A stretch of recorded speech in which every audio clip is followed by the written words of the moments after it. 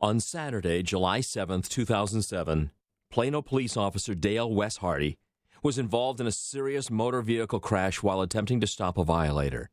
Officer Hardy died hours later from injuries sustained in that crash. He was 31 years old.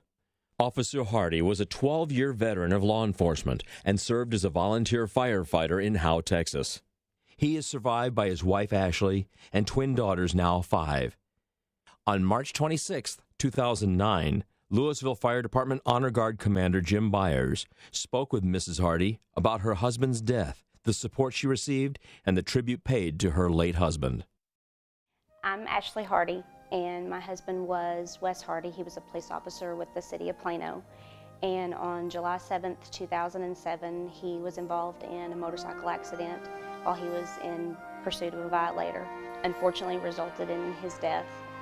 The girls and I have twin daughters that are 3, and Wes and I were living in Plano at the time. And of course, the police department and the city of Plano, came, to do whatever they needed to do for us. But it was amazing to me how many other people that didn't really know Wes, but were, fellow officers or fellow firefighters, came to, be there for me and the girls. And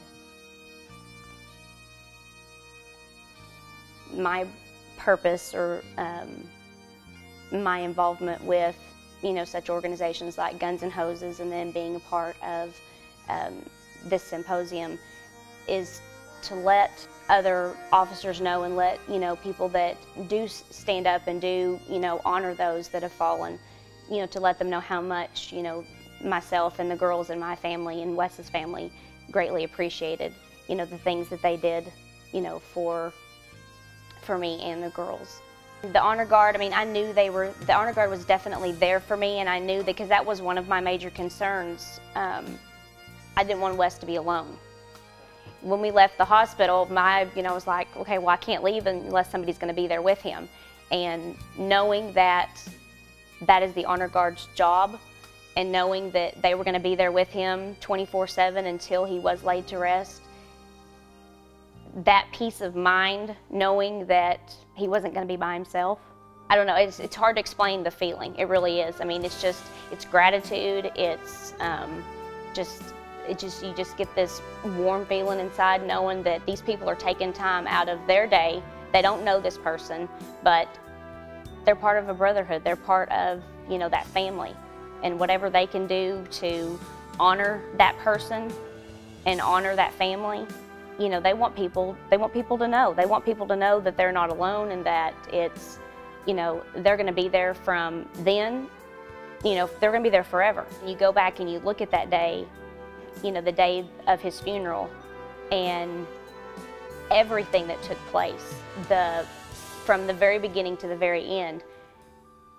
There was some serious work put into it. I really think sometimes people don't, understand or really know what all goes into that. I think people think it just happens. But the thought and the preparation and, the forethought of what goes into it, it's amazing. It's absolutely amazing. I do remember, going underneath, we were on 35, and I remember looking back and saying, there's no cars on the highway. How odd is this? And I remember looking back, and here's, 2 Dallas squad cars. They've got the highway blocked off. And I'm just thinking to myself, okay, this is amazing. And I'm thinking to myself, Wes would be tickled to death. He would be like, now this is honor. This is respect. He would have loved to have been a part of that. You never want a fellow officer or a fellow firefighter to pass away, to die in the line of duty. But Wes would have been right there. He would have been part, of that, just knowing. And then as soon as we got on 35, here on this bridge was this line of officers and firefighters standing at attention.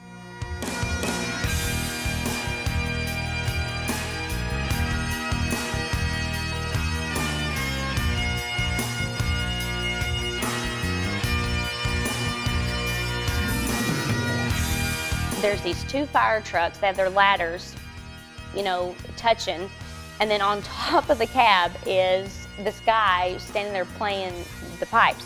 And the entire time, of course, he was playing when we went through, but they said later that the entire time the procession was going underneath the bridge, he played the entire time. And I know for a fact that procession was miles long. And the entire time we were driving through, they said he was up there on top of that truck. And that just, I mean, people still talk about it today, of how awesome that is that they did that to honor, you know, one of their fellow brothers. Let me tell you, it was hot that day. I mean, I didn't have to be in those Class A uniforms. I didn't have to be in the long sleeves and the hats and, I mean, the motor guys and standing, I mean, and especially being at the cemetery. And they stood there in their Class A's and their hats, you know, and it was hot. It was absolutely hot. But you know what? They were there and they wouldn't have wanted to be anywhere else, you know. The family and the children, they don't ever forget that. They never forget that. They really don't. I mean, it'll be 5-10 years from now, and I still will, you know, go back to that video and see it. And the ones that, you know, are there, you know, honoring your husband or your wife, you know, it just, I tell you, the family, they won't forget it. They just won't.